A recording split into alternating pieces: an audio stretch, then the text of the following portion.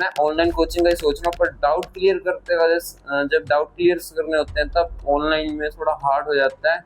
तो online educator जो आपने सेलेक्ट किए उसमें सबसे ज्यादा रोल किसका रहा था, मतलब डिसीजन किसका था, आपका या आपके पेरेंट्स का? ओके, तो अभी जैसे आपने बात करी डिस्ट्रैक्शंस की, तो ऑनलाइन क्लासेस जब आप अटेंड करते तो किस टाइप के डिस्ट्रैक्शंस? मैं 1.5 घंटे में उनके पास आता था बिल्कुल, क्योंकि उनके बीच की स्टोरी आधे आधे घंटे की होती थी, तो वो मेरा तो टाइम वेस्ट करती थी। टाइम वेस्ट करती थी। ओके, आपने सबसे ज्यादा किस चीज पे फोकस किया? एनसीईआरटी बुक्स पढ़ते थे या फिर यूट्यूब लेक्चर्स ज्यादा देखते थे? पॉज पे रखो। हाँ, पॉज पे कम कर दिया था मैंने सब कुछ तो ना। आप कंट्रोल कैसे करते थे कि नहीं मुझे ये नहीं करना है?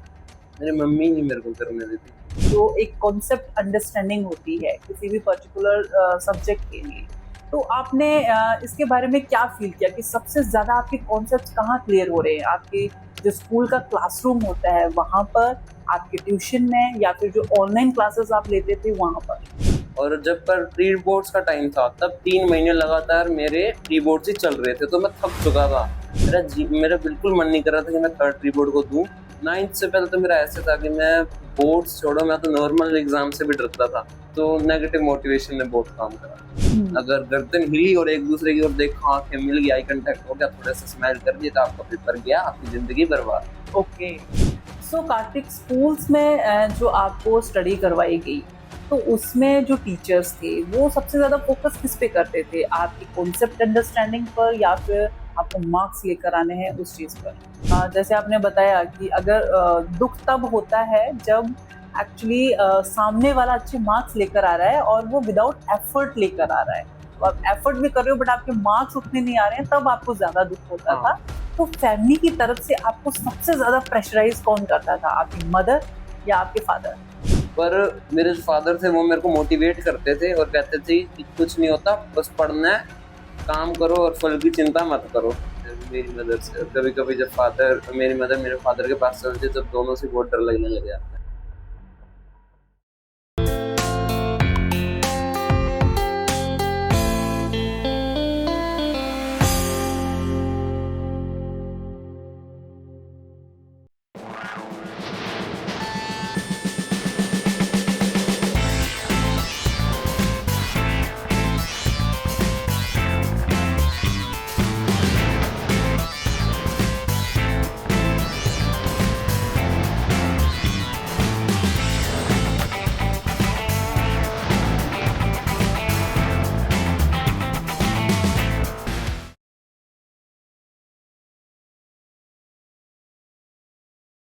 आज का जो हमारा एपिसोड है वो बहुत इंटरेस्टिंग होने वाला है, क्योंकि आज हमारे साथ कोई एक्सपर्ट नहीं है, ना ही मैथ्स के एक्सपर्ट है, ना ही फिजिक्स के एक्सपर्ट है, और ना ही बायोलॉजी के एक्सपर्ट है।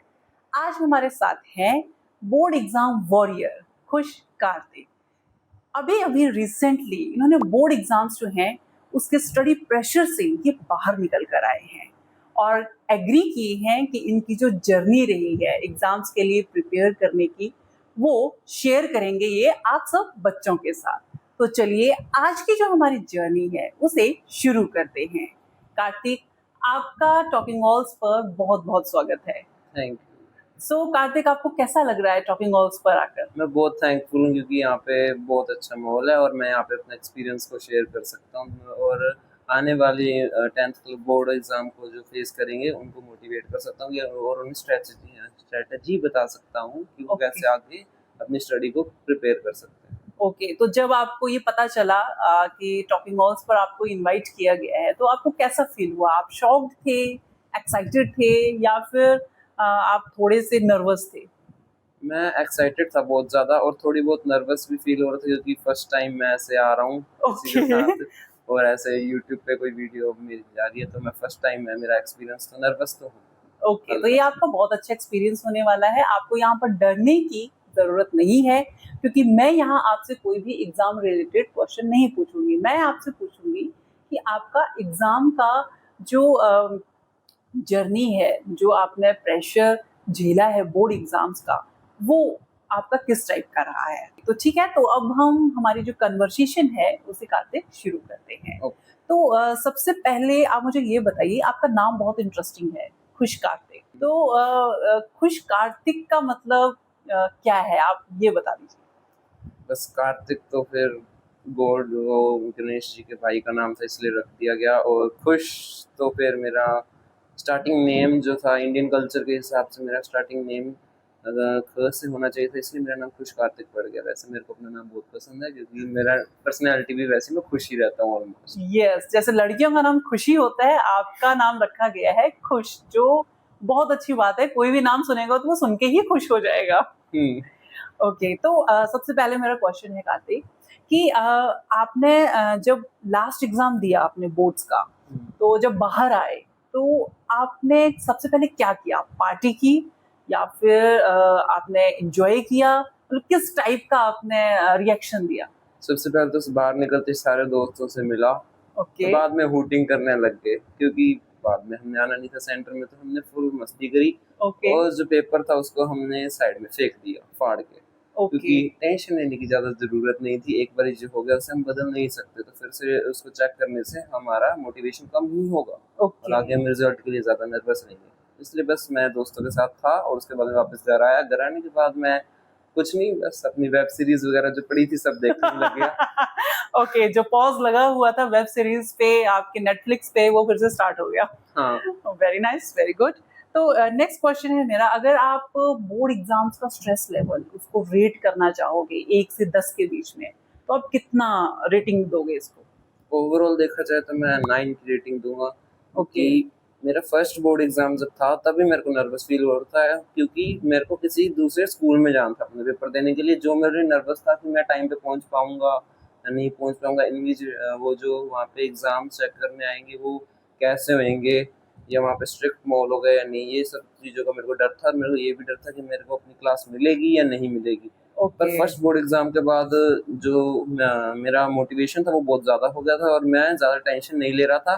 पर हाँ, सिलेबस पूरा करने की और उसकी रिवीजन की तो टेंशन थी, क्योंकि सिलेबस बहुत ज़्यादा है ना इस बार। 10th वाले टाइम सिलेबस ज़्यादा आता है एकदम से, तो ओके। तो इसका मतलब कि ओवरऑल जो अगर आप रेट करोगे तो वो सारे सब्जेक्ट्स के लिए आप 9 ही करोगे। अब आपकी बात करते हैं प्रिपरेशन जाने की। तो सबसे पहले आप मुझे ये बताइए कि आपने सीरियसली अपने बोर्ड्स के लिए कब स्टडी करना शुरू किया? मैंने 1 फेब से सीरियसली स्टार्ट करा था। वैसे तो मैं पहले से भी पढ़ ही रहा था, जब प्री बोर्ड्स के टाइम थे तो पढ़ना ही पड़ता था कि प्री बोर्ड्स ठीक जाएंगे, घर वालों को मनाना होगा, इसलिए थोड़ा बहुत तो पढ़ रहा था। हाँ, पर असली में मैं सीरियस और मेरे में डर तब आया था 1 फेब से, क्योंकि ओके, तब बहुत कम टाइम रहेगा था बोर्ड एग्जाम्स को आने में, और सबसे पहला बोर्ड एग्जाम ही मैथ्स का था, इसलिए वहाँ पे नर्वस थोड़ा सा था। ओके, तो आपको ज्यादा स्ट्रेस फील जो होने लगी वो आफ्टर फेब हुई? फेब में स्टार्ट हो गई। ओके, जब आप बोर्ड एग्जाम्स के लिए प्रिपेयर कर रहे थे तो उस टाइम सबसे बड़ा डिस्ट्रैक्शन क्या था? मोबाइल ही था और इंस्टाग्राम वगैरह, इनके अंदर बार बार अब देखते हैं कि किसकी कोई चैट आई है या नहीं, क्योंकि बाद में फिर नाराज वगैरह भी मान जाते हैं। तो इंस्टाग्राम मेरे लिए तब तो सबसे बड़ा डिस्ट्रैक्शन था। बाकी मैंने गेम्स खेलना छोड़ दिया था क्योंकि मेरा इंटरेस्ट सा कम हो गया था इसमें। ओके, तो इंस्टाग्राम को कम ही करना चाहिए मेरे ख्याल से, या तो डीएक्टिवेट डिलीट वगैरह मार दिया करो, क्योंकि बोर्ड्स के टाइम पे ये बहुत ज़्यादा डिस्ट्रैक्ट करता है मेरे को पढ़ने वाले ओके, टाइम। तो आपने डिलीट कर दिया था ये सब? नहीं, पॉज पे रखा हाँ, हुआ। पॉज पे कम कर दिया था मैंने सब कुछ। तो आप कंट्रोल कैसे करते थे कि नहीं मुझे ये नहीं करना है? मेरी मम्मी नहीं मेरे को करने देती थी। वो असल में फोन पकड़ के बैठ जाते, मेरे को वापस देते नहीं थे और मेरे पास टाइम भी नहीं बचता था ये सब। ओके, तो आपके जो पेरेंट्स हैं उन्होंने आपको बहुत सपोर्ट किया है कि किस टाइम पर आपको किस टाइप की एक्टिविटीज करनी है। Okay, very nice. कार्तिक, तो नेक्स्ट आप मुझे बताइए कि जब आपने एग्जाम्स के लिए स्टडी करना शुरू किया तो आपका डेली रूटीन क्या रहता था? डेली रूटीन मेरा, सुबह मैं ट्यूशन जाता होता था क्योंकि स्कूल जाना तो मैंने बंद कर दिया था। मैं 2-3 दिन ही गया था वो। ओके, आपने ट्यूशंस ले रखी थी? और मैं सुबह मेरा ट्यूशन होता था 3 to 4 आवर्स, उसके बाद मैं वापस आता था। तो कुछ टाइम रेस्ट के बाद में मैं अपने क्वेश्चंस प्रैक्टिस करता जो ट्यूशन वाले सर ने दिए थे इम्पोर्टेंट। फिर मैं शाम को आता और एक क्लास लगाता था ऑनलाइन। वो लगभग 5 से 6 घंटे की होती थी ऑलमोस्ट। तो उससे मेरा सिटिंग बन गई। मेरे स्टडी का इतना नहीं था, पर मेरी सिटिंग बन गई थी और आगे जाके ये मेरे को बहुत काम देगी +1 +2 के अंदर। जब मैं कोई बढ़िया अच्छी स्ट्रीम लूंगा तो मेरी सिटिंग मेरी बहुत हेल्प करेगी। ओके, तो आप ट्यूशंस के लिए कितनी देर तक पढ़ते थे? ट्यूशंस के लिए मैं ट्यूशन पे जाकर तो 3 से 4 घंटे पढ़ लेता था और उसका होमवर्क करने में मेरे को 1 to 2 आवर्स लग जाते थे। और जो मैंने ऑनलाइन क्लासेस अटेंड की थी उससे क्वेश्चंस आए भी थे पेपर में एक्चुअली, वो एक से दो नहीं आए होंगे, पर ज्यादातर उन्हीं में से ही आए थे, तो मेरे लिए इजी रहा था बोर्ड, फर्स्ट बोर्ड। ओके, तो अब एक थोड़ा सा ट्रिकी क्वेश्चन है, जो एक कॉन्सेप्ट अंडरस्टैंडिंग होती है किसी भी पर्टिकुलर सब्जेक्ट के लिए, तो आपने इसके बारे में क्या फील किया कि सबसे ज्यादा आपके कॉन्सेप्ट्स कहाँ क्लियर हो रहे हैं? आपके जो स्कूल का क्लासरूम होता है वहां पर, आपके ट्यूशन में, या फिर जो ऑनलाइन क्लासेस आप लेते थे वहां पर? मेरे ट्यूशन स्कूल में तो इतना कंसेप्ट क्लियर नहीं होता था, क्योंकि वहाँ पे डिस्ट्रैक्शंस बहुत ज़्यादा थी और बच्चे वहाँ पे माहौल ही नहीं बनने देते थे पढ़ाई का। तो ओके। ट्यूशंस और ऑनलाइन क्लासेस में मेरे को ज़्यादातर नॉलेज मिली है सब्जेक्ट्स के बारे में। ट्यूशन पे स्टार्टिंग जब 10th की स्टार्टिंग हुई थी, तब ज़्यादातर नॉलेज मेरे को ट्यूशन से ही मिलती थी, क्योंकि तब मैं ऑनलाइन क्लासेस अटेंड नहीं कर सकता था, क्योंकि तब करिकुलम बना होता है। तब स्कूल और ट्यूशन के हिसाब से चलना पड़ता है स्टार्टिंग में सिलेबस करने के लिए। ओके। स्टार्टिंग में ट्यूशंस ने मेरी बहुत हेल्प करी, और हाफ ईयरली के बाद में ऑनलाइन क्लासेस ने मेरी बहुत हेल्प करी। ओके, ठीक है। नेक्स्ट आता है कि जब आप तैयारी कर रहे थे तो आपको सबसे ज्यादा टफ सब्जेक्ट क्या लगता था, हिंदी। जिसके लिए आपको बहुत ज्यादा मेहनत? हिंदी। वो याद तो कर लेता था, पर घर पे फिर मेरी मदर मेरी तैयारी कराते थे, उन्हें सेम टू सेम सुनना होता था, तो बहुत मुश्किल हो जाता, रटने पड़ते थे लंबे लंबे क्वेश्चंस। ये बहुत इंटरेस्टिंग है, बच्चों के टफ सब्जेक्ट्स होते हैं मैथ्स, फिजिक्स, केमिस्ट्री, और आपका है हिंदी। मैं हिंदी पढ़ता ही पेपरों के टाइम पे था, और तब Okay. वो 3 नोटबुक्स थी, एक क्वेश्चन जो था वो 1.5 पेज का होता था, उसे सेम टू सेम वर्डिंग में सुनाना पड़ता था, तो बहुत टफ हो जाता था। ओके, ठीक है। तो आप हिंदी के लिए फिर जो आपकी मदर थी वो आपको हेल्प करती थी, जैसे आपने बताया। Okay, fine. नेक्स्ट आता है, क्या कभी एग्जाम्स की तैयारी करते हुए एक ऐसा मोमेंट आया कि आप गिव अप करना चाहते हो कि अब मैं थक चुका हूँ, अब मुझे नहीं पढ़ना है? बोर्ड्स के टाइम पे तो ऐसा नहीं हुआ, क्योंकि तब तक मेरा सिटिंग बन गई थी, और तब तो पता ही था कि हाँ, एक बार 1 महीना तो मेहनत करनी पड़ेगी, इसी पे मेरी लाइफ जो है बेस्ड है। और जब पर प्री बोर्ड्स का टाइम था, तब 3 महीने लगातार मेरे प्री बोर्ड्स ही चल रहे थे, तो मैं थक चुका था। मेरा बिल्कुल मन नहीं कर रहा था कि मैं थर्ड प्री बोर्ड को दूं, पर फिर भी घर वालों के प्रेशर के कारण मेरे को देना पड़ा। बाय द वे, मैंने जो सब्जेक्ट्स मेरे अच्छे थे, जो सब्जेक्ट्स मेरे अच्छे थे, उनका मैंने प्री बोर्ड नहीं दिया, क्योंकि मेरे को पता था कि मैं कर लूंगा। जो मेरे को नहीं आते थे उनका मैंने प्री बोर्ड्स दे दिए, क्योंकि मेरी प्रैक्टिस ज्यादा हो सके। ओके, ओके, फाइन है। तो इन बोर्ड्स के टाइम पे जो स्कूल था, उनका क्या सपोर्ट रहता था? स्कूल में जितने भी टीचर्स थे वो सब डाउट्स लेने लग जाते थे, और भले वो डाउट कितना बेसिक हो वो सब क्लियर करते थे, क्योंकि वहाँ पे वीक से वीक बच्चे होते थे जिन्हें नहीं आता होता था, उन्हें उनका भी बेस क्लियर कराया जाता था। तो स्कूल्स ने मेरी बहुत मदद करी थी बोर्ड्स के टाइम पे। ओके, तो अब बात आते हैं पेरेंट्स पे। पेरेंट्स ने आपको किस टाइप से सपोर्ट किया? आपको एनकरेज करते थे, आपको प्रेशराइज करते थे, या फिर आपको डराते थे कि तेरे बोर्ड्स एग्जाम आ गए हैं, क्यों नहीं पढ़ रहा है? मतलब किस टाइप से आपको सपोर्ट किया पेरेंट्स ने? 10th की स्टार्टिंग में देखे तो मेरे पेरेंट्स इतने स्ट्रिक्ट नहीं थे, उन्होंने बस यही कहा था कि बोर्ड आ गए, अब पढ़ना पड़ेगा। तो थोड़ी बहुत मेरी जो गेम्स वगैरह खेलता था मैं ऑनलाइन, उन्हें डिलीट करवाया दिया था। फिर बाद में मेरा स्टार्टिंग में तो बहुत ऐसा था कि मेरे को खेलनी है, फिर मेरा मन हट गया, मैं कहा ठीक है, फिर मैं इंस्टाग्राम वाले साइड आ गया। वहाँ पे घर वालों को इतना ऐसा लगता नहीं था कि देखेगा। फिर जब प्री बोर्ड्स का टाइम आया, तब मेरे पेरेंट्स स्ट्रिक्ट हो गए थे, और मेरी मदर ज्यादा स्ट्रिक्ट थी as compare to my father, because उन्हें ऐसा था कि ये पढ़ता नहीं है कभी भी। वो अपने घर पे काम में लगे रहते थे, मैं अंदर भी पढ़ रहा होता था, बीच में कोई फोन चला रहा था। मेरी मम्मा की टाइमिंग ऐसी थी कि जब भी वो अंदर आता मैं फोन ही चला रहा होता था। ओके, तो आपको गलत टाइम पे पकड़ लिया जाता था? टाइमिंग गलत थी, बाकी हालात थोड़े सही थे। ओके, ठीक है। नेक्स्ट आता है कि जब आप ये बोर्ड एग्जाम्स के लिए तैयारी करें, तो आपने प्री बोर्ड्स दिए पहले, फिर उसके बाद आप फाइनल एग्जाम्स दिए, तो इन दोनों में से आपको टफ क्या लगा? प्री बोर्ड्स थे या बोर्ड्स थे? अब मैथ्स और साइंस की बात की जाए तो प्री बोर्ड हमारे 3 प्री बोर्ड हुए थे, उनमें से 2 इजी आए थे, और जो थर्ड था वो बहुत ज्यादा टफ आया था। बाकी हमारे जो क्वेश्चन पेपर थे प्री बोर्ड्स में वो टफ नहीं आते थे, पर चेकिंग बहुत ज्यादा स्ट्रिक्ट होती थी, उसके कारण मेरे नंबर बहुत कम आते थे, कोई पासिंग मार्क्स पे होता था प्री बोर्ड्स के अंदर। पर बोर्ड्स में जाके जब मैंने क्वेश्चन पेपर्स देखे, तो वहाँ पे क्वेश्चंस तो हार्ड आते थे, पर ऐसा नहीं था कि सारा क्वेश्चन पेपर ही हार्ड आ रहा है। उनमें से 1-2 क्वेश्चन ऐसे थे जो हार्ड होते थे और हमें नहीं आते होते थे, बाकी सारे इजी होते थे। तो इसका मतलब जो आपने प्री बोर्ड्स के लिए प्रिपेयर किया हुआ था, उससे आपको बहुत हेल्प मिली।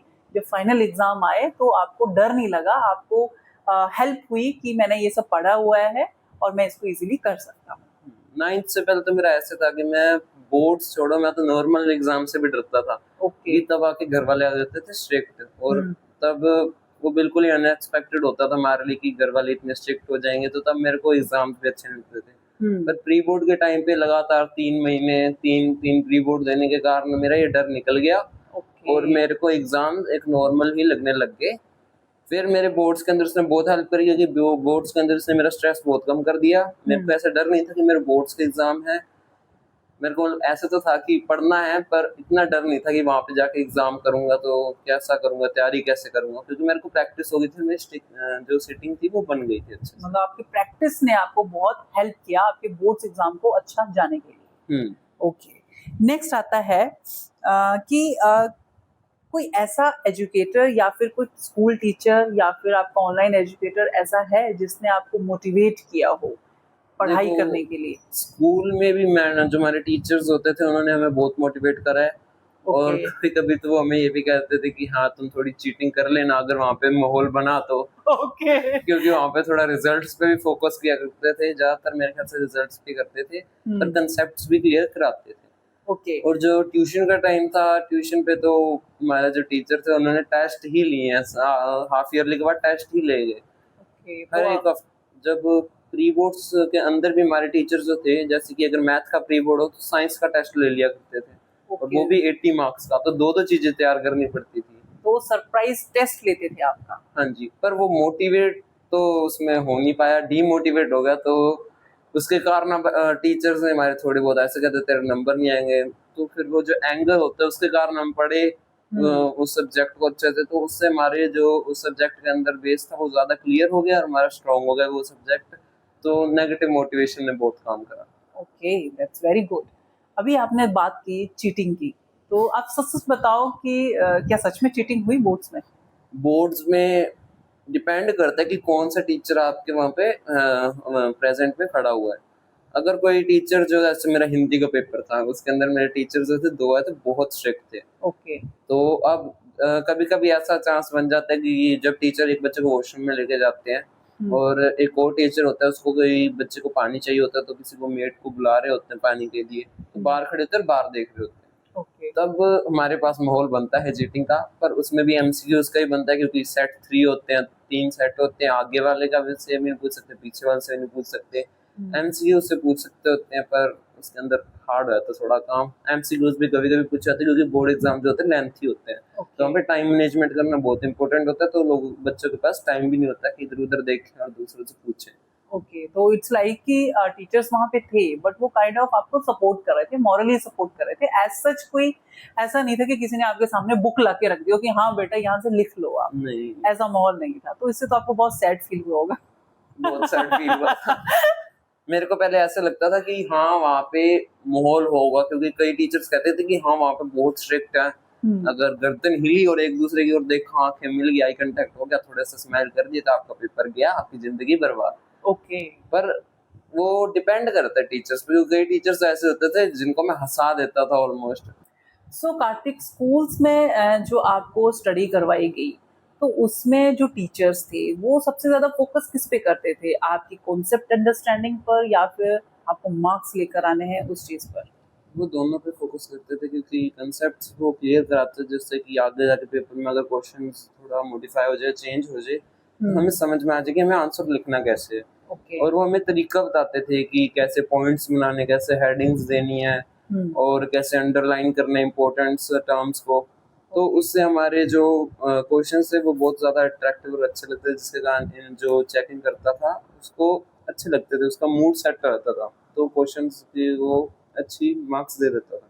तो इसका मतलब कि आपका कॉन्सेप्ट अंडरस्टैंडिंग के साथ साथ आंसर कैसे लिखना है, उसको रिप्रेजेंट कैसे करना है एग्जामिनर के लिए, वो भी आपको सिखाया जाता था। तो ये बहुत अच्छी बात है। नेक्स्ट आता है, ये बहुत इम्पोर्टेंट है, जैसे आपने बोला कि आप सोशल मीडिया यूज करते थे प्रिपरेशन करने से पहले, तो कभी आपने ऐसे फील किया कि आप दूसरे बच्चों से खुद को कंपेयर कर रहे हो कि यार उस बच्चे ने मेरे से ज्यादा मार्क्स लेकर आए हैं, वो ज्यादा बेटर कर रहा है मेरे से, कभी ऐसा आपने कंपेयर किया? मैं कभी कभी करता था, मेरे 1-2 फ्रेंड्स से जो मेरे से कभी कभी ज्यादा स्कोर कर जाते थे, ओके पर मेरे को पता होता था कि कभी उनके वहाँ पे थोड़ी बहुत कभी चीटिंग भी लग जाती थी, मेरे यहाँ पे थोड़ी कम लगती थी। ओके। वो खुद ही कहते थे कि हाँ मेरे यहाँ पे इतने लग गई चीटिंग, उतनी लग गई। मैं कहा ठीक है चलो, मेरे को तो पढ़ के जाना पड़ता था। हम्म। बाकी मैंने खुद से कंपटीशन रखा था, क्योंकि जैसे मेरे प्री बोर्ड्स में आए थे, मेरे को उससे इम्प्रूव करना था, और मैंने अपना खुद का ही वैसे टारगेट बना रहा था, दूसरों से मेरे को फर्क नहीं पड़ता था। Okay, that's very good. क्योंकि जैसे आपने बताया कि अगर दुख तब होता है जब एक्चुअली सामने वाला अच्छे मार्क्स लेकर आ रहा है और वो विदाउट एफर्ट लेकर आ रहा है। अब आप एफर्ट भी कर रहे हो बट आपके मार्क्स उतने नहीं आ रहे हैं, तब आपको ज्यादा दुख होता हाँ। था। बट एज सच आपने कभी कंपटीशन या कंपैरिजन फील नहीं किया। नहीं। ओके, तो ये बहुत अच्छा एटीट्यूड है कार्तिक। आपको आगे भी अपनी क्लासेस में यही रखना है, मैं आपको यही सजेस्ट करूंगी, ठीक है। ठीक। नेक्स्ट आता है जैसे हमने पहले फैमिली के बारे में वो किया, डिस्कस किया, तो फैमिली की तरफ से आपको सबसे ज्यादा प्रेशराइज कौन करता था, आपकी मदर या आपके फादर? मेरे मदर करते थे ज्यादा से ज्यादा तो। ओके। वो बस ये कहते थे कि वो सीधे कहते थे कि तू फेल हो जाना है और कुछ नहीं होना तेरा। हर बारी बस ऐसा कहते तू, तेरे नंबर नहीं आने, तू फेल होगा, तेरे सबसे कम आएंगे तेरे दोस्तों में। तो मेरे में कंपटीशन कभी कभी वही उतना पैदा कर देते थे, बाकी मेरे में तो कोई नहीं था। पर मेरे जो फादर थे वो मेरे को मोटिवेट करते थे और कहते थे कि कुछ नहीं होता, बस पढ़ना है, काम करो और फल की चिंता मत करो। जब मैं ज़्यादा डिप्रेस्ड फील करता था तो मैं फादर की बातें याद कर लेता, जब मैं पूरा चिल मोड में आता तो माँ की बात भी याद करनी पड़ती थी। ओके, तो आपको सबसे ज्यादा डर किससे लगता है? मेरी मदर से। और कभी कभी जब मेरी मदर मेरे फादर के पास चलती तब दोनों से बहुत डर लगने लग जाता है। ओह, तो आप आप थोड़ा सा डरा हुआ फील भी। अच्छा, ये बताइए कि ये जो डर है आपका, ये एग्जाम के टाइम में रहता है या फिर जनरली भी रहता है? ना, जनरली तो बिल्कुल नहीं रहता। जनरली चिल माहौल रहता है। हाँ, वो तो पूरा चिल। बस एग्जाम के टाइम पे, प्री बोर्ड का टाइम था, तब भी मैंने इतनी मतलब ऐसे नहीं था कि पूरा ऐसे पढ़ रहा हूँ, बहुत ज्यादा पढ़ तो रहा था, पर ऐसे नहीं था कि मैं पूरा सीरियस होकर पढ़ रहा हूँ। मैं आराम से पढ़ रहा था, क्योंकि मेरे को पता था इनके मार्क्स मेरे आगे बोर्ड्स पे बिल्कुल इफेक्ट नहीं करेंगे। मैं अपनी प्रैक्टिस के लिए पढ़ रहा था। ओके। तो मेरे टॉपिक्स वीक्स थे मैं उन पर फोकस करता था प्री बोर्ड्स के अंदर, और जो मेरे स्ट्रॉन्ग थे उनको थोड़ा बहुत प्रैक्टिस करके चल जाता था, जिससे मेरे जो जहाँ पे पहले मैं वीक रह गया था वो मेरा स्पोर्ट अच्छे से क्लियर हो सके। ओके, तो जैसे जब आप बोर्ड्स के लिए प्रिपरेशन कर रहे थे, तो कभी आपने ऐसा फील किया कि आपसे ज्यादा आपकी मदर पढ़ रही है? ऐसा तो नहीं किया, पर टेंशन हाँ, मैंने हिंदी के टाइम पे मैंने फील करता कि हाँ मेरे से ज़्यादा मेरी मदर पढ़ रही है। और पंजाबी के टाइम पे भी, क्योंकि मेरी मम्मी जनरली पंजाब से आए हैं, तो उनको हिंदी पंजाबी जैसे लैंग्वेज सब्जेक्ट अच्छे से क्लियर है। ओके। तो मेरे को वही टीच करते हैं, क्योंकि ना मैंने ट्यूशन ले रखे हैं, इनके ट्यूशन मैंने 3 मेन सब्जेक्ट्स की ले रखे हैं। ओके। तो फिर मेरी मदर, हाँ, वो उनको ज़्यादा पढ़ना पड़ता था। उन्हें पहले क्वेश्चन रीड करके उनको पता ना कि इस क्वेश्चन में क्या, ये जानना पड़ता, उसके बाद में वो मेरे से सुनते थे। ओके, तो आपको वो प्रैक्टिस करवाने से पहले खुद भी पढ़ते थे? Okay, fine. नेक्स्ट आता है, अब हम आपका जो एग्जाम हॉल का एक्सपीरियंस है, हम उसके बारे में थोड़ा जानना चाहेंगे।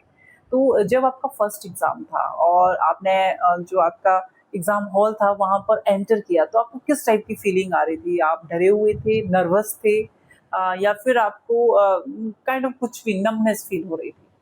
जब मैं जा रहा था, रास्ते में था, तब तो मेरे को थोड़ा थोड़ा डर लग रहा था। मैंने एक शीट बना ली जिसमें मैंने फॉर्मूलाज लिखे थे, तो मैं उन फॉर्मूलाज को रिवाइज करता जा रहा था और डर भी लग रहा था। ओके। वहाँ गया जब मैं, वहाँ पे मैंने देखा कि मेरे को कोई मेरा फ्रेंड नहीं दिख रहा, क्योंकि मैं अब जाऊँ किसके साथ। वहाँ पे कुछ चेकिंग वगैरह में कुछ ऐसे सर सुर ने पकड़ लिया, वहाँ पर लेके तो नहीं गया था, पर कोई चीज़ ऐसे कह दी तो मैं अकेला हैंडल कैसे करूँगा। ओके। बाकी जब दोस्त साथ हो तब तो हो जाता, तो इसलिए मैं पहले बहुत नर्वस था। जैसे मेरे को अपने 2-3 दोस्त दिखे, उन्होंने मेरे को हाथ फेरा, मैं खुश हो गया। एग्जाम के मतलब कैसे चेकिंग वगैरह की टेंशन मैं भूल गया। ओके। वहाँ जाके मैं जब सीट्स दे रहा, तब भी मेरे को टेंशन हो रही थी कि मैं अगर किसी गलत ब्लॉक में चल गया तो मेरा टाइम वेस्ट हो जाएगा। ओके। और बाकी मेरे को शायद अंदर भी नहीं आने, क्योंकि 10 बजे के बाद एंट्री भी नहीं करने देते थे। ओके। जब मैं वहाँ गया, मैंने अपने वहाँ पे चेक करा, तो वहाँ पे हाँ आराम से मिल गया लास्ट नंबर से। तो मेरा फर्स्ट आगे आगे ही था सारा रोल नंबर, तो मेरे को आराम से मिल गया। मेरा कोई ब्लॉक 1 आया था शायद। तो वहाँ गया जब मैं क्लास में, तो वहाँ भी बोर्ड पे रोल नंबर लिखे थे, सिटिंग प्लान लिखा था। तो वहाँ जब जाके बैठ गया, तब एक बार के लिए ये टेंशन तो दूर होगी कि हाँ चेकिंग में कुछ मिल ना जाए। और हाँ, चेकिंग के दौरान भी जो टीचर्स होते थे वो पूरा मुंह सा बना के खड़े होते थे कि हाँ एक बार गलती से भी कुछ मिल गया तो ओके। फिर छोड़ेंगे नहीं। आगे मैंने जब उनको अपनी किट दिखाई थी, तो उसके अंदर एक शॉर्पनर और इरेजर जो थे ना उनके ऊपर कवर लगा हुआ था। उन्होंने कहा किट खोलो, मैं डर गया, मैं कहा अब क्या करेंगे। मैंने वो कवर मैंने उनको दे दी, वो कहते कवर दिख खोलो इनका। मैं कवर खोल दी, उन्होंने डब्बी डुब्बी सी फेंक दी, बाकी उनका सामान था पूरा। और फिर अंदर जाके जब मैं एग्जाम हॉल में बैठ गया तब मेरे में ये डर ऑलमोस्ट खत्म हुआ था। बस ये था कि OMR सीट में कोई गलती ना कर दूं। तो मेरे को घर से सिखा के भेजा था कि हाँ पहले पेंसिल से जो बर्नी होता है वो पहले पेंसिल से हल्के हल्के डॉट्स लगा लेना, उसके बाद में करना। पहली बार तो मैं बहुत ज्यादा ऐसे था कि हाँ कोई गलती होगी तो फिर तो खत्म हो जाएगा काम, फिर से करने शीट वगैरह लेनी पड़ेगी। फिर मैंने क्या किया, मैंने पहले पेंसिल से मार्क करा, फिर अपने पेन से मार्क करा। इससे बाद में जब तक साइन नहीं हुए वो चेकिंग एग्जामिनर के जब तक साइन नहीं हुए तब तक तो मैं बहुत नर्वस था कि हाँ अब क्या करूँ। एग्जामिनर के साइन हो गए, पेपर मिल गया, तब मेरे में एक और नर्वसनेस थी कि मैं पेपर मेरे को आता होगा या नहीं। तो मैंने 15 मिनट्स में पेपर को रीड करा, MCQs भी कर लिए थे मैंने ज़्यादातर। तो पेपर पढ़ने के बाद हाँ मेरा सारा स्ट्रेस दूर हो गया था और मैंने सारे क्वेश्चंस कर दिए थे। तो इट्स लाइक कि आपका जो स्ट्रेस का वो था लेवल था वो स्टेजेस में चल रहा था। फर्स्ट आपको वहां पे क्योंकि आपके फ्रेंड्स नहीं मिले तो आपको वो डर लग रहा था कि मैं अकेला हूँ। सेकंड जब आपकी चेकिंग हुई तो उस टाइम पे आपको डर लग रहा था कि कहीं कोई गलती से मुझे फंसा ना दे। देन नेक्स्ट आपको लग रहा था कि जब मेरे पास पेपर आया तो पेपर कैसा आएगा। तो ये बहुत इंटरेस्टिंग है कि आपने कितने स्ट्रेस लेवल और स्टेजेस से होकर आप गए हो। ओके, तो ये आपने फीलिंग हर पेपर में ली? नहीं, मेरे फर्स्ट पेपर में थी। फिर अगली बार तो मैं ऐसे सीधा जाके हाथ फैला के खड़ा होता, मैं कर लो जो चेकिंग करनी है। फिर अंदर जाके कंफर्टेबल हो गए थे। हाँ, फिर मैं बाद में मेरे 1-2 पेपर बाद कॉन्फिडेंस आया, मैं जल्दी जल्दी वो मेरी सीट भरने लग गया। तो मेरी गलती से एक गलत लिख दिया मैंने। पर अगर हाँ आपने कभी पहले ऐसे ना किया तो खुद मत करना, इन्विजिलेटर को कह देना, वो कर देगा। बाकी वो सेट हो गया था सारा काम। और उसके बाद मेरे को बिल्कुल डर नहीं लगा कि हाँ अगर वो में सीट भी गलत फिल होगी तो ये सही की जा सकती है। तो आप पैनिक नहीं हुए, आपने बहुत ही कूल माइंड से आपके जो भी प्रॉब्लम्स थे उनको टैकल किया। हाँ, वो आराम से, बस अब पैनिक होता तो पता लग जाता इन्विजिलेटर को, वो आता कुछ कह देता, सारी क्लास बैठी होती, बेइज्जती हो जाती, इसलिए मैं खुद ही हैंडल कर लिया जो हो सकता था। Okay, that's very nice. अब हम बात करते हैं पेपर सॉल्व करने की। तो जब आप पेपर सॉल्व किए तो आपकी क्या स्ट्रेटेजी थी उस टाइम पे? सारा क्वेश्चन पेपर देखता था, क्वेश्चंस को ऊपर से देखता था। डायग्राम वाले होते थे वो मैं बस देख लेता था, पढ़ता नहीं था। पर किसी क्वेश्चन से भी वो टाइम वेस्ट होएगा, बाद में अगर कोई औखा आ गया तो मेरे को कॉन्फिडेंस लो हो जाएगा। मैं बस ऊपर से लेंथ ही कितना है और डायग्राम्स वगैरह किस टाइप के आए हैं, और उसके बाद में मैं MCQ सॉल्व करने लग जाता था सीधा। तो फिर तब ऐसे तो लिखने का टाइम नहीं देते थे ना, शीट खोली होती थी तो मन में ही करने पड़ते थे कि वहाँ पे वो ऐसे चिपकाई होती है शीट, तो तब तक खोलने नहीं देते जब तक 10:30 नहीं होते। तब तक फिर मैं मन में क्वेश्चन सॉल्व कर लिया था, हल्के हल्के डॉट्स लगा दिया करता था जो इन्विजिलेटर को ना दिखे, मेरे को ही दिखेंगे, क्योंकि अगर उन्हें दिखे तो दिक्कत हो सकती है।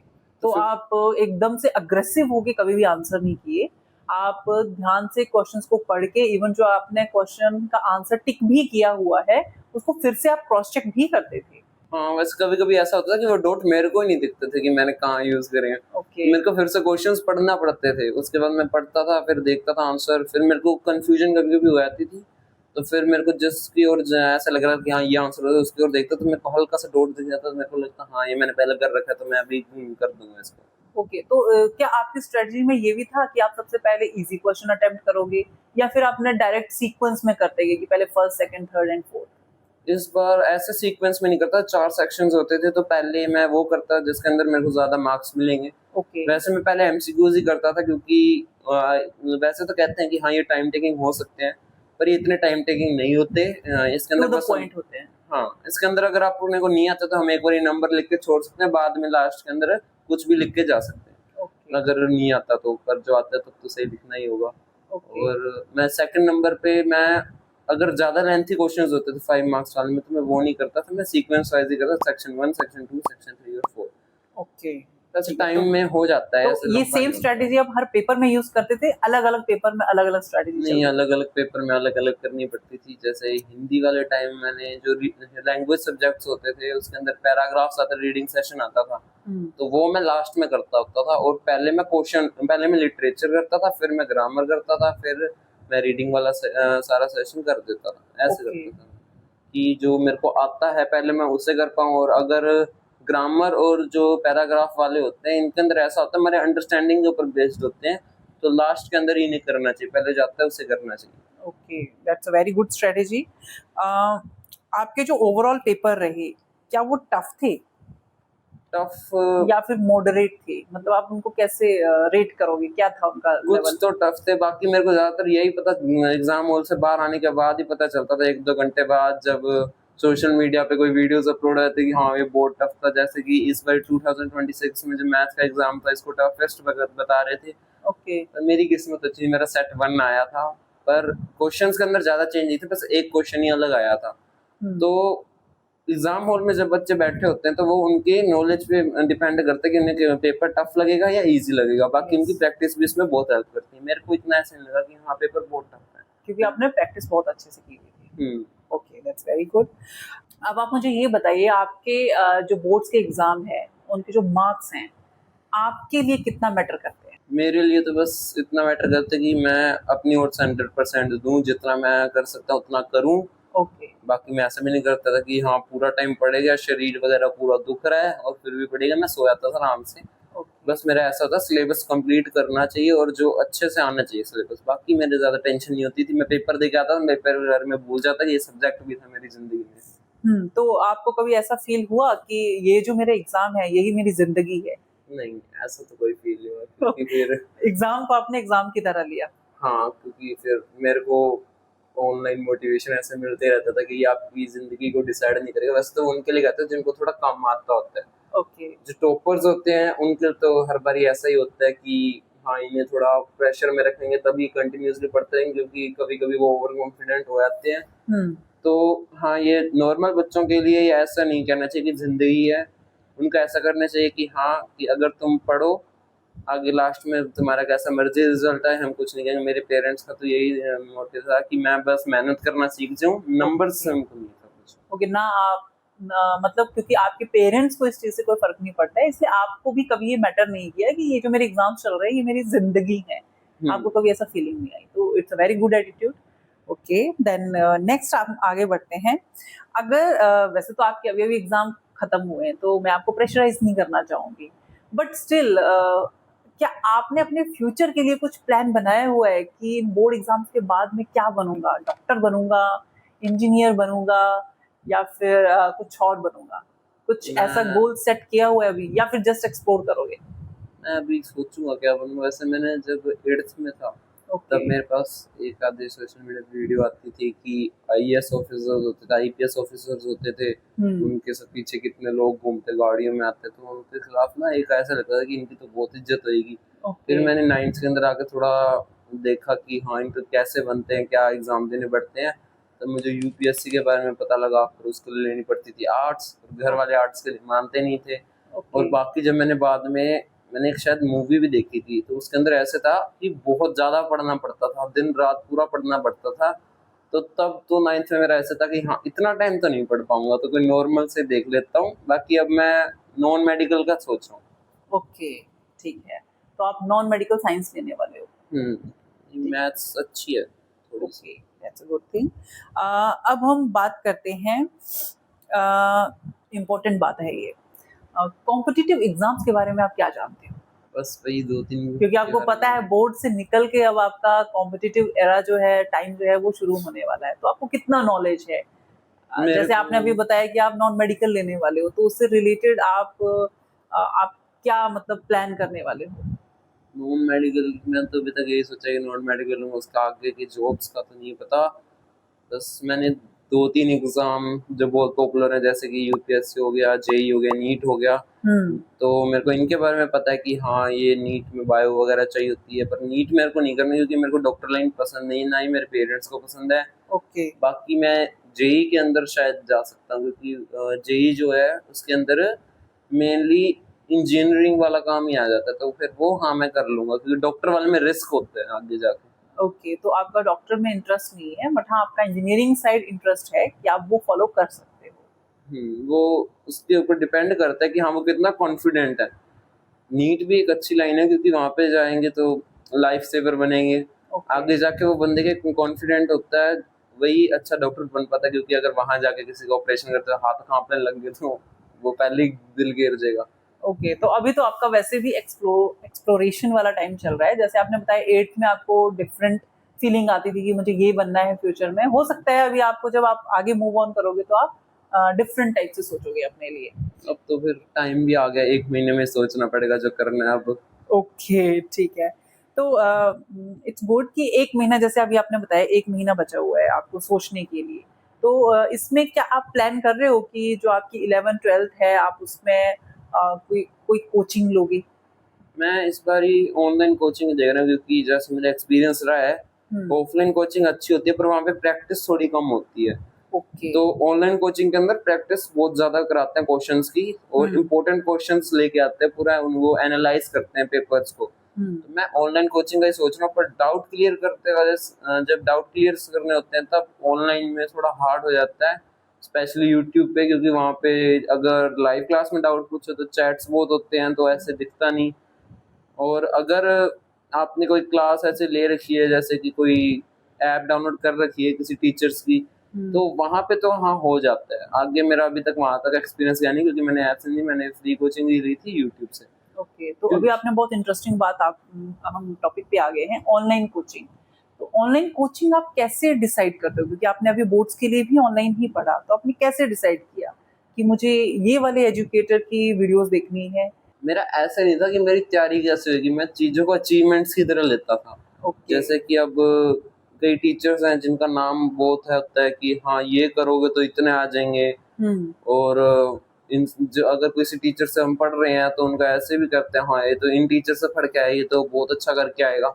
ओके। मैं उस हिसाब से मैं प्रेफर करता था टीचर्स को। वैसे मैं, क्योंकि 10th के अंदर आके मैंने स्टार्टिंग में एक ही टीचर को फॉलो करा था, ओके। और उसी की जो मैराथन्स थी उनको अटेंड करा था। लास्ट के अंदर मेरा उन्होंने बहुत हेल्प करी, ओके। कि फिर उन्हीं के जो मैंने उन्हीं से पढ़ा था, वहीं से मेरा क्वेश्चन पेपर बन के आया था। ओके। स्टार्टिंग से बस हमें टीचर्स को चेंज नहीं करना चाहिए, हमें एक के साथ ही कंटिन्यू करना चाहिए, क्योंकि बाद में हमें, क्योंकि हर एक टीचर का पढ़ाने का जो तरीका होता है वो अलग अलग होता है, कॉन्सेप्ट समझ नहीं आते हैं। हाँ फिर वो उस हिसाब से हमें माइंड को सेट होने में टाइम लग जाता है, तो उसके कारण कंफ्यूजन हो जाएगी और मार्क्स पे इफेक्ट पड़ेगा। तो ऑनलाइन एजुकेटर जो आपने सेलेक्ट किए उसमें सबसे ज्यादा रोल किसका रहा था? मतलब डिसीजन किसका था, आपका या आपके पेरेंट्स का, कि आपको इनकी वीडियोस देखनी चाहिए? मेरे पेरेंट्स का तो ऐसा था कि ऑनलाइन कोचिंग बिल्कुल अच्छी नहीं होती, क्योंकि इसके अंदर डिस्ट्रैक्शंस ही होती हैं। ओके। उनको ऐसा था कि इसका कौन सा पता है, बीच बीच में क्या पता फोन चलाने लग जाए। तो फिर मेरा ही था मोटिव कि हाँ मैं ऑनलाइन क्लासेस अटेंड करूँ। बाकी मेरे दोस्तों ने बताया था, फर्स्ट टाइम मैथ का 9th में जब मैं आया था, तब कोई मैथ के जो 9th के अंदर ही ज़्यादातर ऑनलाइन क्लासेस स्टार्ट होती हैं, तो तब मैं उसकी बात मान ली और मैं वहाँ से एक कोई स्पेसिफिक टीचर को फॉलो करने लग गया, और 9th से 10th तक उसी को करा था। घर वाले इतने, मतलब उनको जैसे लगता था ऑनलाइन कोचिंग का कोई काम नहीं है, बहुत नंबर कम उतना आएंगे, सपोर्ट नहीं करते थे उसको। पर अब जैसे पेपर हो गए हैं तो उन्हें पता लगा कि हाँ ऑनलाइन कोचिंग में इसकी सीटिंग बनती है, ये पढ़ता है इतना टाइम बैठ के, तो अब उनका जो देखने का तरीका वो चेंज हो चुका है। अब उन्हें ऐसे है कि ऑनलाइन जो क्लासेस होती है वो सीटिंग बनाती है और लाइफ बनाती है। ओके, तो अभी जैसे आपने बात करी डिस्ट्रैक्शंस की, तो ऑनलाइन क्लासेस जब आप अटेंड करते तो किस टाइप की डिस्ट्रैक्शंस आपको तंग करती थी? मतलब क्लासेस की डिस्ट्रैक्शंस होती थी या आपकी पर्सनल आपको क्रेविंग्स होती थी फोन चेक करने की या फिर इंस्टाग्राम चेक करने की?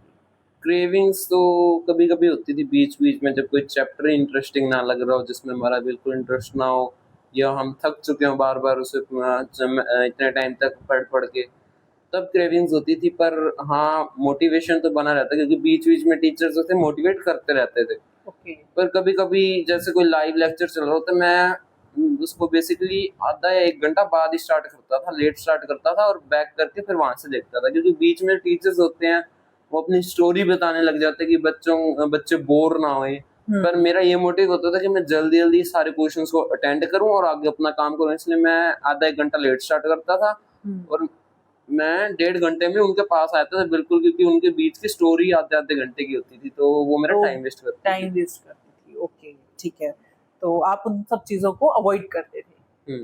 ओके, ठीक है। नेक्स्ट हम आगे बढ़ते हैं। एक मिस्टेक जो आप अपने जूनियर्स को बताना चाहोगे कि बोर्ड्स के टाइम पर उन्हें नहीं करनी चाहिए? बोर्ड्स के टाइम पर उन्हें ऐसा नहीं लेके चलना चाहिए कि हाँ लास्ट में कर लेंगे, लास्ट में हर सब्जेक्ट हो जाएगा। जैसा मैंने पहले बताया था कि जो हिंदी है मेरे को लास्ट में बहुत टफ लग रही थी। इसका यही कारण था कि मैं स्टार्टिंग से हिंदी नहीं पढ़ता था, मैंने लास्ट में कोई सब्जेक्ट को पढ़ा था। ओके। अब अगर आप कोई कोचिंग ले रहे हो तो सारे सब्जेक्ट्स की लिया करो।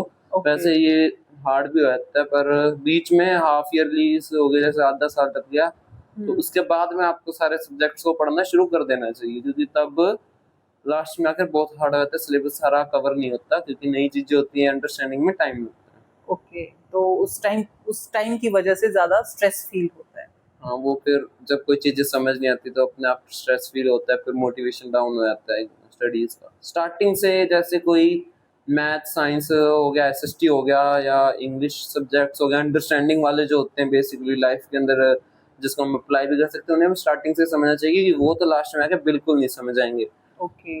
तो अब तो फिर पूरा पूरा दिन ही बैठना पड़ेगा, लगातार रोज लेक्चर्स अटेंड करने पड़ेंगे, सेल्फ स्टडी बहुत ज्यादा फिर इतना होएगा नहीं इस टाइम पे, क्योंकि Okay. तब इतने सारे टेंशंस मुश्किल हो जाता है। सो इट्स बेटर कि बच्चे जो हैं वो स्टार्टिंग से ही प्रिपेयर करना शुरू कर दें, अपना लास्ट टाइम के लिए ना रखें कि हम एंड में सब कुछ हैंडल कर लेंगे। बाकी एक दो जो सब्जेक्ट्स होते हैं, कि जैसे कंप्यूटर हो गया, कंप्यूटर जैसे इजी सब्जेक्ट्स है, उसके अंदर हम जल्दी अंडरस्टैंडिंग हमारी हो जाती है। ओके। तो एक दो उनके बस कंप्यूटर में चैप्टर्स भी क्या है, 9 चैप्टर्स होते हैं, उसमें से 5 चैप्टर तो बिल्कुल ही छोटे हैं, जिनमें 10 मार्क्स का आना होता है, तो फिर वो आराम से होता है, बहुत आराम से। पर जो बाकी के चैप्टर्स होते हैं उन्हें हमें 2-3 महीने पहले से ही तैयार करके रखना चाहिए अच्छे से। ओके, ठीक है। तो जो बोर्ड से डरते हैं बच्चे, जैसे आपकी बातें सुन के तो लग रहा है आपको बोर्ड से डर नहीं लगा, क्योंकि आपने प्रैक्टिस बहुत अच्छी की थी और जो क्वेश्चंस के सॉल्यूशंस थे वो आपने बहुत अच्छे से प्रैक्टिस किए हुए थे, कॉन्सेप्ट क्लैरिटी आपकी बहुत अच्छे से हो रखी थी। तो जो बच्चे अभी बोर्ड से डरते हैं, आप उनको क्या मैसेज देना चाहोगे कि उन्हें किस चीज़ पर फोकस करना चाहिए? जो बोर्ड से डरते हैं उन्हें अपने, सबसे पहले तो उन्हें ऐसा ये चीज जाननी चाहिए कि बोर्ड्स के ऊपर हमारी पूरी लाइफ डिपेंड नहीं करती। बोर्ड्स एक ऐसी फेज होते हैं जो बस हमारे आगे चलकर कभी कभी काम आ सकते हैं। ओके। और जो ऐसा नहीं होता कि अगर बोर्ड्स में हमारे नंबर बिलो 50 आ गए तो बस आगे कोई जॉब नहीं मिलेगी, ऐसा कुछ नहीं होना चाहिए, क्योंकि मिल जाती है आराम से। और जो जो एवरेज बच्चे होते हैं उन्हीं को ये टेंशन होती है कि बोर्ड्स के रिजल्ट हमारे पे बहुत ज्यादा इफेक्ट करेगा, क्योंकि जो कम पढ़ते हैं उन्हें तो ऐसा होता है कि वो तो मौज में सारा साल काटते हैं और आगे मौज में रहते हैं, उन्हें फर्क ही नहीं पड़ता। हाँ, वो बस टेंशन फ्री होते हैं, उनके घर वाले भी उनको इतना स्ट्रिक्टली नहीं रहते, उनका कोई हाउस बिजनेस चल रहा होता है। ओके। और जो टॉपर होते हैं वो स्टार्टिंग से बहुत पढ़ रहे होते हैं, तो उन्हें तो पूरा मोटिवेशन होता है कि हाँ, कि हम कर लेंगे, क्योंकि वो सैंपल पेपर्स वगैरह सब लगाते हैं। जो एवरेज स्टूडेंट होते हैं वो बीच में हमेशा फंस जाते हैं कि हाँ, हम पढ़ तो रहे हैं, उनको खुद पे कॉन्फिडेंस नहीं होता, तो उन्हें पढ़ना पड़ता है और बहुत ज्यादा प्रैक्टिस की जरूरत होती है, जिससे उनका बोर्ड का जितना भी डर है वो सारा खत्म हो जाए। ओके। और उन्हें कभी प्री बोर्ड्स को स्किप नहीं करना चाहिए, क्योंकि प्री बोर्ड जो है वो हमें माहौल देते हैं बोर्ड्स का, बिल्कुल OMR शीट्स वगैरह वो फिल करने का पूरा प्रैक्टिस हो जाती है, तो डर खत्म हो जाता है। ओके, तो it's all about practice, practice ही की है अपना डर भगाने के लिए। ओके। सो कार्तिक, अब हम बढ़ रहे हैं हमारे फन सेगमेंट की तरफ, क्योंकि आप बोर्ड से निकले हो, तो एक गेम है जो मैं आपके साथ खेलना चाहूंगी। मैं आपसे कुछ क्वेश्चंस पूछूंगी, मतलब स्टेटमेंट्स मैं आपको दूंगी, और आप मुझे अपने उसमें वे में बताओगे कि इसका क्या आपको बेटर सोल्यूशन लगता है। ठीक है, तो अब हम हमारा फन सेगमेंट जो है वो से स्टार्ट करते हैं। ठीक। तो मेरी सबसे पहली स्टेटमेंट है, पढ़ाई कल से स्टार्ट करूंगा। ये आपने कितनी बार बोला? मैं जैसे मेरा साल स्टार्ट हुआ मैं यही चीज किया, पहले 2-3 महीने तो ऐसा था कि अभी तो स्टार्ट हुआ है, अभी पढ़ूंगा तो आराम से हो जाएगा, बाद में जल्दी जल्दी पढ़ूंगा तो ऐसा लगेगा कि हाँ 2 महीने में कर दिया। तो मेरा स्टार्टिंग में भी फन नहीं रहा था, और मेरे ख्याल से सारा साल फन ही रहा था। लास्ट के 3-4 महीने जब प्री बोर्ड्स पास में आ गए थे, उस प्री बोर्ड से 1 महीना पहले मेरा फन खत्म हो गया था, मतलब ऐसे मतलब कि तो उस फन टाइम पर आपने ये बोलना छोड़ दिया कि कल से करूंगा, उस टाइम पर आपको उसी टाइम से पढ़ने लग गए। हाँ, ऊपर से मेरे पेरेंट्स भी मेरे को कल से करने देते नहीं थे, वो आज से करवाते थे। ओके। फिर वो ऐसे कहते थे कि हमारे रिश्तेदार है, ऐसे पूछेंगे तो क्या कहेंगे, कहेंगे पड़ोसी कहेंगे कि हाँ बच्चा खेल रहा है पूरा दिन, इसके बोर्ड आने वाले हैं, क्या करेंगे। तो वैसे थोड़ा सा प्रेशर देते थे, तो हाँ पढ़ना पड़ता था। बाकी टेस्ट के अंदर एक मोटिवेशन रहता था कि कभी कभी जैसे मैंने आपको स्टार्टिंग में कहा कि मैं खुद से कंपटीशन रखता था, पर वो मेरा बोर्ड्स के पास में जब आया था तब रहा था, क्योंकि उससे पहले मेरे बहुत से टेस्ट हो चुके थे। तो उसके हिसाब से जो मेरे टेस्ट थे उसके अंदर जब मेरे दूसरे ज्यादा होते थे तो मैं अपने आप ही मोटिवेट रहता था, पढ़ने का खुद ही मन करता है जब आपको उसके रिजल्ट्स दिखने लग जाते हैं। ओके। फिर मैं प्री बोर्ड से 1 महीना पहले ही पढ़ने लगा था और फिर 4-5 महीने हाँ ऐसे निकले थे, वो मेरे को पढ़ना था। ठीक है। नेक्स्ट मेरा क्वेश्चन है, जो एग्जाम से पहले लास्ट नाइट होती थी वो आपकी कैसे जाती थी? रिलैक्स्ड, स्ट्रेसफुल, या फिर आप मोटिवेटेड फील होते थे? जब मेरा फर्स्ट एग्जाम था मैथ का तब जो हमारी क्लास थी, वैसे तो हमारी क्लास रात को 11-11 बजे तक लगती थी मैथ की, पर इस बार जो हमारी क्लास थी वो 7 और 8 बजे ही खत्म हो गई थी। ओके। क्लास खत्म होने के बाद अब मेरा सारा सिलेबस हो गया था, अच्छे से डीपली भी हो गया था, उसकी रिवीजन भी हो गई थी ओके। सारों की। तो उसके बाद में मैं कुछ क्वेश्चंस ऐसे थे जो मेरे को कम आते थे बोर्ड पहले, तो फिर मैं उनके ऊपर थोड़ा देख रहा था, जैसे जो हमारे ट्यूशन का ग्रुप है उसके ऊपर भेजे होते थे इंपॉर्टेंट क्वेश्चंस, मैं उन्हें देख रहा होता था। और बीच में फिर मैं जब सारा कुछ हो जाता था, मेरा लास्ट बोर्ड एग्जाम के टाइम भी मेरा जो फर्स्ट था तब मेरे 8 बजे तक मेरी सारी तैयारी हो रही थी। मेरे को ऐसा था कि यहाँ कैसा मर्जी है भले वो खाए, मैं कर दूंगा। ओके, तो आप मोटिवेटेड फील कर रहे थे? फुल मोटिवेटेड था मैं, ओवर कॉन्फिडेंस भी लग रहा था, पर मैंने कहा नहीं बोर्ड एग्जाम है, ओवर कॉन्फिडेंट नहीं हो ना। फिर बाद में मेरे को ऐसा था कि वहाँ पे जाएंगे तो वहाँ पे सामान होना चाहिए, तो फिर मैं उस चीज के ऊपर फोकस करने लगा कि मेरे पास सारा सामान है या नहीं। और मैं उस टाइम पे 9 बजे जल्दी सो गया था, क्योंकि हमारी सुबह जल्दी क्लास लगनी थी और नींद पूरी नहीं होगी तो हमारी मेमोरी स्ट्रांग नहीं रहेगी, बाकी वहाँ पे याद भी रखना था सब कुछ। ओके। तो नेक्स्ट है मेरा क्वेश्चन, एग्जाम के बाद सबसे पहले आप क्या सर्च करते थे? आंसर की या फिर रील्स? मैं सबसे पहले आता था, मेरे जो मदर थी वो तो पेपर लेके बैठ जाते थे, कहते कि इधर आ। मेरा बिल्कुल मन नहीं होता, मेरा मन होता था, मेरा ब्रदर आया था, वैसे मेरे सारे पेपर्स उन्होंने ही करवाए थे, तो मैं उनके साथ बीजीएमआई खेलता होता था। मेरे को ऐसा होता था कि अब तो फ्री होगा, अब जल्दी जल्दी बीजीएमआई खेलूंगा, आज का सारा दिन तो कल पढ़ लूंगा। मेरे को जो ऑनलाइन गेम थी उसने मेरे को बहुत डिस्ट्रैक्ट किया था पेपर के टाइम पे। ओके। ताकि अब तो हो गए, अब तो खेल लूंगा, अब तो खेलने का हक भी बनता है मेरा। तो पेपर एनालिसिस जो है आपकी मदर करवाती थी? हाँ, वो फोन लेके बैठ जाते थे, पर उन्होंने एक बार क्या किया, लॉन्ग क्वेश्चन था, उसको गूगल पे सर्च कर लिया, मेरे से पूछते कि ये सेम आएगा या नहीं। ओके। ऐसे तो लोग- इससे आप ज्यादा परेशान हो जाते थे कि मम्मा अब मत पूछो, अब बहुत हो गया। हाँ, फिर उस बात पे अच्छा नहीं लगता था कि अब इसका मैं क्या करूँ। मेरा ट्यूशन मेरा क्या होता था, मैं 2 बजे वहां से आता था सेंटर से वापस, और मेरा 3 बजे ट्यूशन होता था। उसमें 1 घंटा होता था मेरे पास आराम से कोई रील्स वगैरह स्क्रॉल करने, गेम वगैरह खेलने को। तो फिर मैं वो खेल लूँ या डिस्कस करूंगा वापस, फिर ट्यूशन जाऊंगा, ट्यूशन से फिर 7 बजे तक आऊंगा, फिर घर आके वो ऑनलाइन क्लासेस लेनी पड़ेंगी, तो पूरा दिन ऐसे आता, फिर अच्छा नहीं लगता था इतने टाइम से। अब लगातार आपका जो फन टाइम था वो बेसिकली स्टडीज में ही चला जाता था। कोई ऐसा क्वेश्चन किसी भी सब्जेक्ट में जिसे देख के आपको लगा हो कि यार ये तो मैंने पढ़ा ही नहीं है, ये किस टाइप का क्वेश्चन आ गया? ये मेरे साथ अगर मैथ की बात करें तो एक ट्रायंगल चैप्टर, उसमें मेरे को ऐसा लगता है कि ये तो मेरे को कम आता है, उसके बारे में पूरा पढ़ के गया था। ओके। पर असल में क्या हुआ, वहां जाके जब मैंने देखा तो ट्रायंगल में सोखा गया। और trigonometry, some application of trigonometry, हमारे मैथ का चैप्टर, उसके अंदर थोड़ा सा एक ट्रिकी क्वेश्चंस आ गए। तो फिर वो मैं करता है सारे कराया था, क्योंकि वहां पे ऐसा नहीं होता कि अगर आंसर गलत है कि सारा क्वेश्चन रॉन्ग हो जाएगा, आपको स्टेप्स के भी मार्क्स मिल जाते हैं। ओके। तो फिर वहां पे स्टेप्स तो मैं अच्छे से करके आता था, अगर जो मेरे को क्वेश्चंस नहीं आता, लास्ट में भले आंसर गलत हो जाए कुछ नहीं होता था इतना, फिर ऐसे नहीं रहता था कि ये क्वेश्चन नहीं आता। इट्स लाइक कि जैसे आपको जो फॉर्मूला पुट करना था आप वो अच्छे से कर देते थे। हाँ। उस बेसिस पर आप जो स्टेप्स लिखते थे उसके आपको मार्क्स मिल जाते थे। हाँ। हो सकता है कहीं कैलकुलेशन गलत चली गई तो आपका आंसर सही नहीं गया, बट उसकी वजह से आपके कुछ मार्क्स जो थे वो पॉजिटिव वे में आपको मिल जाते थे। बाकी हमें स्कूल से सब सिखा के भेजा था कि हाँ स्टेप्स के ज्यादा मार्क्स होते हैं और आंसर के थोड़े मतलब 1-2 नंबर काटे जाएंगे, पर ऐसा नहीं कि सारा आंसर गलत हो जाएगा। ओके। तो ये सब बहुत मैटर करता है कि कैसे टेम्पटेशन होएगी पेपर की, ये सब बहुत मैटर। तो इट्स लाइक कि बाकी सब लोग तो आपको सपोर्ट करेंगे करेंगे, हेल्प भी करेंगे, बट आपका जो एक मेंटल स्टेबिलिटी है वो भी मैटर करती है कि आप कैसे क्वेश्चन पेपर को देख रहे हो और सॉल्व कर रहे हो। उसके दिमाग के साथ खेलना होता है कि इसको हाँ ऐसे दिखाना पड़ेगा कि हम पढ़ने वाले बच्चे हैं, अच्छी राइटिंग में करना होगा, कटिंग हमें कम से कम करनी चाहिए, क्योंकि उससे ऐसा लगता है कि इसको कम क्लियर है टॉपिक और ये कुछ भी सोच समझ कर तुक्के लगा के कर रहा है। ओके, ठीक है। नेक्स्ट है कि आपने सबसे ज्यादा किस चीज पे फोकस किया? एनसीईआरटी बुक्स पढ़ते थे या फिर यूट्यूब लेक्चर्स ज्यादा देखते थे? हमें अलग एक्स्ट्रा बुक्स लगाई जाती थी जिसके अंदर एनसीईआरटी को ब्रीफली एक्सप्लेन किया जाता था। ओके। ओके। तो जैसे कि एस चांद एक बुक होगी, मैंने साइंस की वही बुक लगाई थी। और मैं सिर्फ साइंस की एनसीईआरटी नहीं पढ़ता था, बाकी सब जो सब्जेक्ट थे उनकी एनसीईआरटी पढ़ता था। ओके। एस चांद में से मैं फिर हमें कहते थे घर से हमें जो नोटबुक्स हमारे कंप्लीशन उसमें नोट्स ही बनवाते थे, खुद से लिखने होते थे। ओके।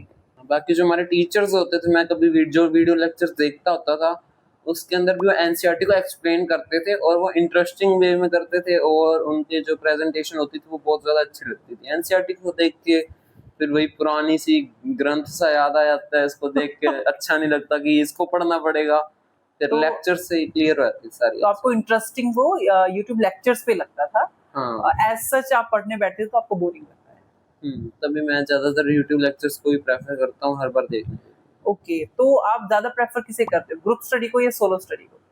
सोलो स्टडी को, क्योंकि मैं 8th में था तब मैं ग्रुप स्टडी करता था, ग्रुप स्टडी बिल्कुल नहीं होती थी। बाकी बॉयज में तो बिल्कुल नहीं होती, गर्ल्स में भले ही हो जाए, बॉयज में तो ऐसा होता था एक आधा होता था कि आज थोड़े 2 मिनट बाहर घूमने जाते, फ्रेश हो जाएंगे, फिर ज़्यादा टाइम उसी में चल जाता या गप्पे में ही चल जाता। तो फिर मैं सोलो स्टडी को ही प्रेफर करूँगा क्योंकि तब वहाँ पे डिस्ट्रैक्शंस नहीं होते थे। ओके, ठीक है। तो आप ज्यादातर रात में पढ़ते थे या सुबह पढ़ते थे? रात में पढ़ता था, सुबह सीटिंग नहीं मिलती ऑलमोस्ट देखा जाए तो।